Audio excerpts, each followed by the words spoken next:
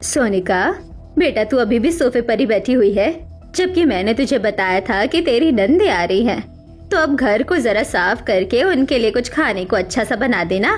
तूने कुछ नहीं किया? अरे माँ जी, आप भी ना खाना अच्छा सा और बुरा सा बना देना। कितना तो अच्छा मौसम हो रहा है, अब ऐसे में कौन टेंशन ले खाना बनाने का। मैं तो नहीं बना रही हूँ। तो क्या खिलाएगी अपनी नंदों को? ओहो माँ जी, हमारे शहर में क्या बाहर खाने की जगह कम है? खाना आज बाहर से आ जाएगा। और वैसे भी ननन जी की वो दोनों की ही अब पढ़ाई पूरी हो गई है। अब तो वो यही रहेंगी तो खा लेंगी अपनी पसंद की चीजें बनवा कर। जरूरी तो नहीं है कि मैं आज ही बनाकर खिलाऊं। तू तो जानती है ना कि मेरी बेटियां बाहर का खाना पसंद नहीं करती है। वो अपनी हेल्थ और फिटनेस को लेकर कितनी ज्यादा जागरूक है। उनके लिए घर में ही कुछ बना देना। वो पूरे 2.5 साल में आ रही है। मैं सब उनकी पसंद का ही बाहर से ले आऊंगी माँ जी।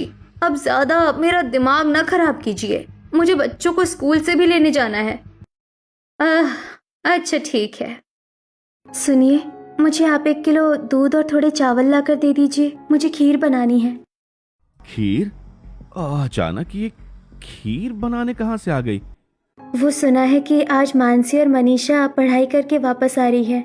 अब वो आ रही हैं, मैं ज्यादा कुछ तो नहीं बना सकती हूँ, तो उनकी पसंद की खीर ही बना दूंगी।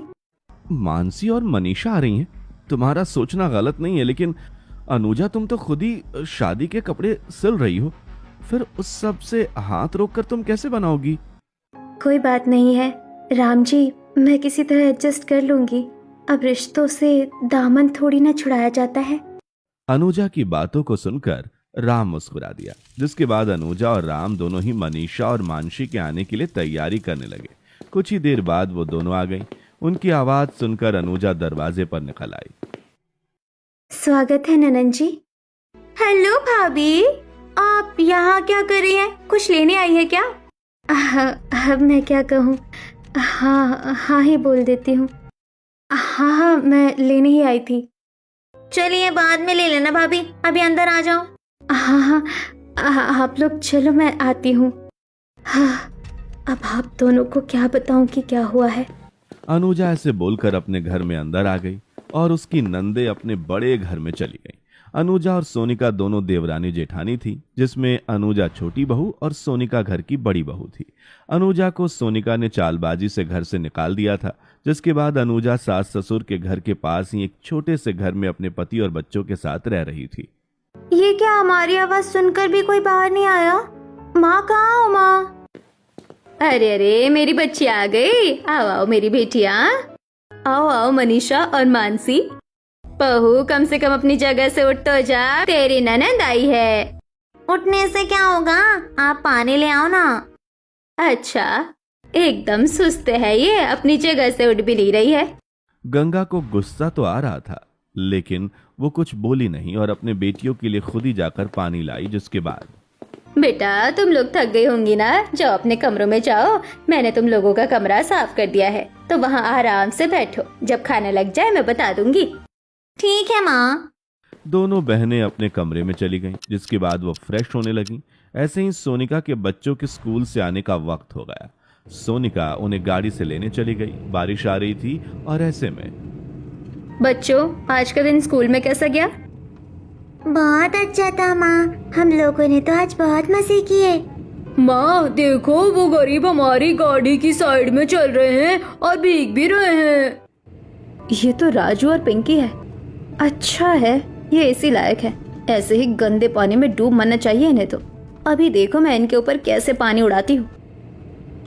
सोनिका ने अनुजा के बच्चों पर पानी उड़ाया, जो शांति से स्कूल से आ रहे थे, और हंसते हुए वो बेशर्मों की तरह वहां से चली गई। ऐसे ही कुछ ही देर बाद अनुजा के बच्चे और सोनिका की गाड़ी साथ साथ घर पहुंचे।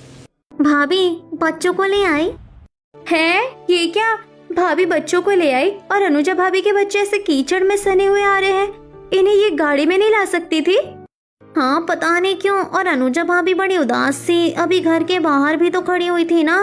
कुछ तो बात है। दोनों नंदे कंफ्यूज सी नीचे आई और, माँ जी मैं खाना ले आई हूँ, मानसी और मनीषा को नीचे। अरे तुम नीचे ही हो? हाँ भाभी, वो कितने वक्त से तो हम अकेले ही थे, तो बस अब आप सभी के बगैर नहीं रहा जा रहा है। लेकिन भाभी एक बात पूछूं, जब आप राधा और कार्तिक को गाड़ी में लाई तो पिंकी और राजू को भी ले आती। वो बच्चे भीगते हुए साइड में ही चल रहे थे। मुझे क्या करना है और क्या नहीं ये मैं अच्छे से जानती हूँ। वो अच्छे नहीं है, गंदे और गरीब लोग हैं वो हमारी गाड़ी में बैठने के लायक ही नहीं है। भाभी ये बच्चों के दिमाग में इतना जहर कौन घोल रहा है? ये तो जरा भी अच्छी बात नहीं है। ठीक ही बोल रहे हैं, अब तुम लोग तो यहाँ थी नहीं, उस बीच बंटवारा हो गया। बहुत चालाक चंट है आपकी छोटी भाभी। तो बस अब जो जैसे है ठीक है। चलो आओ, मैं खाना ले आई हूँ, खाते हैं। आप खाना बाहर से लाई हैं? माफ कीजिएगा लेकिन भाभी अभी मेरा खाने का मन नहीं है। नंदो ने खाना खाने से मना कर दिया और वो अपने कमरे में चली गई। दीदी मुझे नहीं लगता है कि हमें बात को जाने बगैर ही भाई और भाभी से कोई बैर रखनी चाहिए। जब हम लोग यहाँ पर थे ही नहीं तो हमारा इसमें कोई मैटर नहीं है। चलो अनुजा भाभी बुला रही थी, उनकी बात को सुनकर आते हैं। दोनों बहनें ऐसा बोलकर अनुजा के घर चली आईं। अनुजा का घर छोटा सा था, उसमें सिलाई के कपड़ों की वजह से फैलाव भी हो रहा था। छोटी सी जगह में एक सिलाई मशीन खड़ी हुई थी और घर के अंदर बच्चे थे। बुआ आ गई, माँ देखो बुआ आ गई। बच्चों को मैंने जब से बताया है ना कि तुम्हारी बुआ आ गई है, पढ़ाई करके जब से ही बस आप दोनों के आने की राह देख रहे हैं। दोनों अंदर आ जाओ। इस तरह स्वागत तो हमारी माँ ने नहीं किया, भाभी जैसे आप कर रही है। भाभी भी तो माँ का ही रूप होती है। आप बैठिए, मैंने आप दोनों के पसंद की गुलाबी खीर बनाई है। वाह खीर, इसको कहते हैं स्वागत। अब लग रहा है कि घर वापस आई हूँ, कम से कम किसी को तो ख्याल है। भाभी आप किसके कपड़े सिल रही हैं? यही पास के घर में एक शादी है तो वो लोग ही कपड़े सिलवा रहे हैं। वाह क्या डिजाइन है, सच में लाजवाब। दोनों बहनें फैशन डिजाइन सीख कर घर लौटी थीं। उन दोनों को अनुजा के डिजाइन के कपड़ों ने इम्प्रेस कर दिया। वो दोनों ही वहां आकर काफी खुश हुई और खुशी से खीर खाई। जिसके बाद भाभी ये सब कैसे हुआ? आप इतने छोटे से घर में, हमें बताइए। कुछ नहीं, बस जब फूट पड़नी होती है तो पड़ ही जाती है। वैसे खैर जो हुआ सही हुआ। भले ये घर छोटा है लेकिन यहाँ आराम है, सुकून है और सबसे बड़ी बात कोई कलेश नहीं है। बस ये बात सबसे ज्यादा जरूरी है कि हम यहाँ खुश हैं। अच्छा भाभी खीर बड़ी अच्छी थी, हम कल फिर आएंगे, अभी चलते हैं। मानसी की बात सुनकर अनुजा मुस्कुराई, जिसके बाद उसने अपनी नंदो को रिहा किया। कहाँ गई थी तुम दोनों? भाभी के घर थे। पता है भैया, छोटी भाभी ने हमारे लिए खीर बनाई हुई थी, बड़ी स्वादिष्ट थी। बस वहीं खाकर आ रहे हैं। यहाँ पर जो खाना ठंडा हो रहा है उसका क्या, चलो साथ में मिलकर खाएंगे। सौरभ की बात सुनकर मानसी और मनीषा ने खाना खाने से मना कर दिया, जिससे कि उनकी भाभी सोनिका चिढ़ गई लेकिन कुछ बोली नहीं। दोनों नंदों से जैसी अपनाहियत अनुजा ने दिखाई थी वो घर वालों में से कोई नहीं दिखा पाया था। ऐसे ही कुछ दिन गुजरे और आज के दिन मनीषा, मानसी, सोनिका, राधा और कार्तिक बाजार आए हुए थे कि अचानक से बारिश होने लगी। ओहो ये क्या हुआ, बारिश आ रही है। भाभी चलो हमारी शॉपिंग तो हो ही गई है, अब घर चलते हैं। हाँ जल्दी से आओ। अच्छा ही है जो मैंने गाड़ी निकाल ली थी, नहीं तो अभी हम भीग जाते। हाँ माँ आपने अच्छा किया, नहीं तो हमें भी गरीबों की तरह खड़ा होना पड़ता। ऐसे नहीं बोलते हैं राधा। क्यों, खड़े तो गरीब ही होते हैं। भाभी ये कहाँ से इस तरह की बातें सीख रहे हैं, इन्हें समझाओ। भाभी जल्दी से गाड़ी रोको। क्या है, क्यों रुकवाई गाड़ी इतनी जल्दी में? कुछ रह गया है क्या कहीं? नहीं, वो अनुजा भाभी और राम भाई एक छप्पर के नीचे खड़े हुए हैं, शायद वो बारिश में फंस गए हैं। अगर उन्हें भी घर जाना हो तो चलो अपनी गाड़ी में ले चलते हैं। मानसी की बात को सुनकर सोनिका का खून खौल गया। गाड़ी से कुछ ही दूर अनुजा का परिवार खड़ा था। गाड़ी तो ऐसे रुकवाई थी कि जैसे पता नहीं कौन सा जरूरी काम है ये काम था। भाभी वो हमारी फैमिली का हिस्सा है, आपको। ओह बस मनीषा, मैं अब कुछ और नहीं सुनूंगी। वो हमारी फैमिली का हिस्सा नहीं है, बंटवारा हो गया है, समझ आया? और अगर इतनी ही हमदर्दी आ रही है ना तो तुम दोनों भी उतर जाओ गाड़ी से और उनके साथ उनके घर चली जाना। भाभी आपका दिमाग तो सही है ना, ये किस तरह की बातें कर रही हैं? हाँ हाँ एकदम सही है। अब यूं तो सड़क किनारे कितने लोग हैं, तो मैंने ठेका थोड़ी न लिया है सभी को उनके घर पहुंचाने का। चलो चुपचाप घर को। सोनिका की बात को सुनकर उसकी नंदे चुप हो गईं, जिसके बाद वो गाड़ी से घर आ गई। अनुजा का परिवार अभी भी वहीं था। अरे बारिश अब रुक भी जाना। माँ अगर बारिश का मौसम ऐसे ही चलता रहा तो हम लोग कल स्कूल कैसे जाएंगे? ये सब ही तो सोच सोच कर मेरा दिमाग काम नहीं कर रहा है। अजी राम जी, बच्चों के लिए छाते या रेनकोट का इंतजाम कीजिए, क्योंकि स्कूल तो जाना ही है ना। करता हूँ कुछ जुगाड़, लेकिन पहले घर तो पहुँच जाएं। घर जाकर कितने काम करने हैं, लेकिन कुछ भी पास पल्ले ना होने की वजह से यहाँ खड़े रहना पड़ रहा है। माँ, मैंने अभी बुआ को देखा था एक गाड़ी में। बेटा, वो तेरे ताया की गाड़ी थी, उसकी तरफ को तो देखा भी नहीं करो। उसकी तरफ देखना भी गुनाह है, गुनाह। यह आप बच्चों से किस तरह की बातें कर रहे हैं? माना कि भाई साहब सोनिका को रोकते नहीं हैं, लेकिन बच्चों से इस तरह की बातें करके उनके दिलों में बस नफरत ही पैदा करनी है, जो कि कोई अच्छी बात नहीं है। जो भाई मेरी बीवी की इज्जत नहीं करता, उसकी इज्जत करवाकर हमें क्या मिल जाएगा? हाँ, लेकिन इस तरह से नहीं कीजिए। कोई नहीं, अगर वो हमें अहमियत नहीं देते हैं तो हम लेकिन उनकी तरह नहीं बन सकते हैं। अच्छा ठीक है, समझ गया। अनुजा की बात को सुनकर राम चुप हो गया, जिसके बाद बारिश के रुकने के काफी देर बाद वो लोग घर वापस आए। भाभी और भैया अब आए हैं बाजार से। बेचारे बारिश के चक्कर में वहीं रुके हुए थे।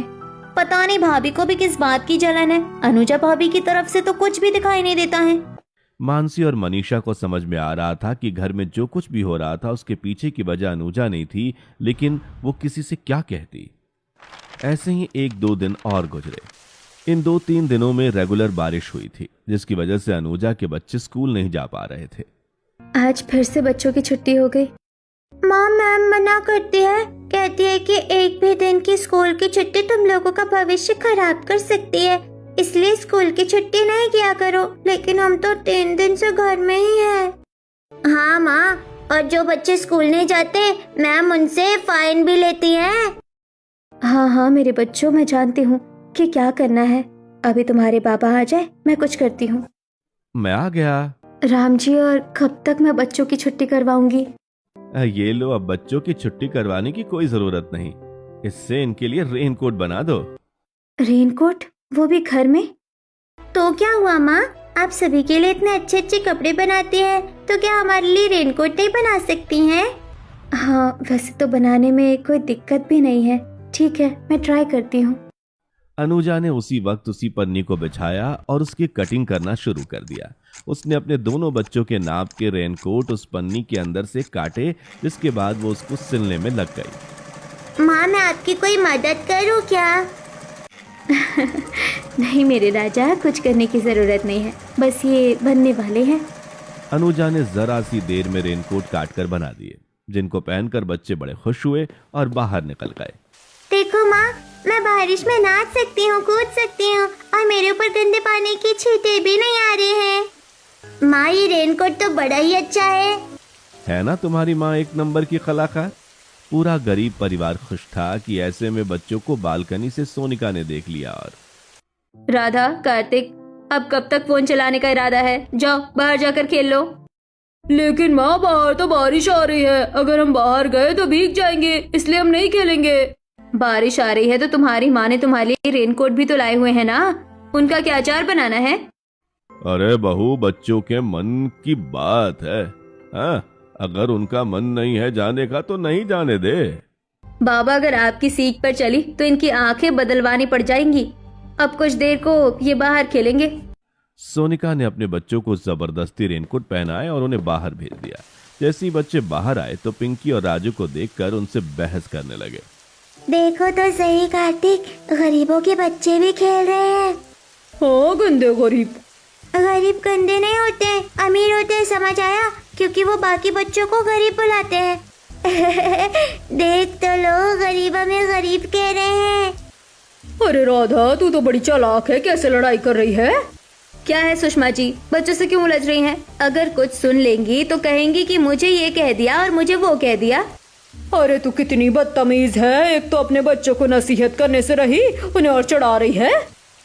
सुषमा ऐसे बोलकर चली गई, जिसके बाद बच्चे राजू और पिंकी से ज्यादा ही बहस करने लगे। और अरे अरे, क्या हो रहा है यहाँ? बच्चों की बात में तुम आग लगवा लोग क्यों निकल आते हो? इसमें आग लगवा की क्या बात है?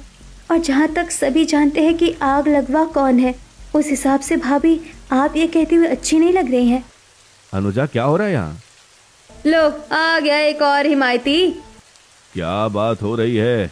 ऐसे ही बच्चों बच्चों की बहस में पूरा घर इकट्ठा हो गया और क्या हो रहा है यहाँ?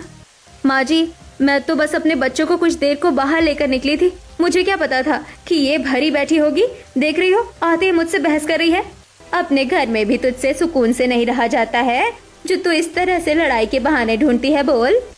माँ लेकिन माँ, आप हमेशा उसी बहू को डांटना जिसको आपको पता है कि पलटकर जवाब नहीं देना आता है ना।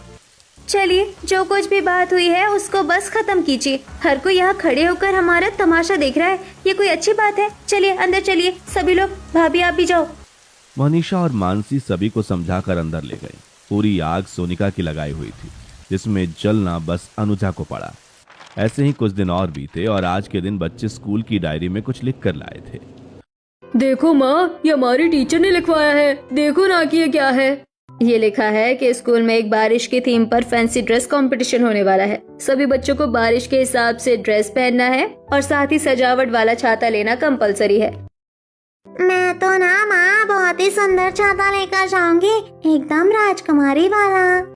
इस कॉन्टेस्ट में तो मेरे बच्चों के सिवा कोई और नहीं जीतेगा। बच्चों तुम चिंता नहीं करो, मैं तुम्हारे लिए सबसे अच्छी ड्रेस और छाता लाऊंगी। सोनिका सोच चुकी थी कि वो सबसे महंगा ड्रेस और छाता खरीद लेगी। जब कुछ देर बाद उसका पति सौरभ काम पर से आया तब सोनिका बोली, हाँ तो ले आओ, बाजार में कितनी तरह के छाते मिलते हैं, उनमें से कोई। अरे बच्चों के लिए फैंसी ड्रेस कंपटीशन का छाता चाहिए, ये कोई मजाक नहीं है। आखिर पूरे स्कूल में हमारी इज्जत का सवाल है। अरे वाह, अब तो लगता है कि अपना टैलेंट दिखाने का वक्त आ गया है। चलो दीदी अंदर चले। नहीं नहीं, अभी नहीं, अभी अंदर नहीं जाना। पहले देखते हैं कि भाभी क्या बात करती है, तब हम जाएंगे। मानसी और मनीषा छिपकर उनकी बातें सुन रही थी। उन्हें लगा था कि उनकी फैशन डिजाइनिंग अब काम आएगी, लेकिन जो तुम बोल रही हो कंपटीशन, मानसी और मनीषा भी तो यही कोर्स करके आई हैं, उनसे कुछ बनवा लो। मानसी और मनीषा से कुछ बनवा लूं? उन्हें अपनी तो पता है नहीं, वो क्या बनाएंगी। नहीं नहीं, उनके बस की बात नहीं है। मैं अपने बच्चों के लिए कुछ ब्रांडेड खरीदूंगी। क्या भाभी को तो हमारे ऊपर विश्वास ही नहीं है। इसीलिए मैंने तुझे जाने से रोका था, क्योंकि मैं भाभी को अच्छे से जानती हूँ। वो कभी किसी के साथ अच्छी हो ही नहीं सकती है। मनीषा ऐसे बोलकर वहां से आ गई।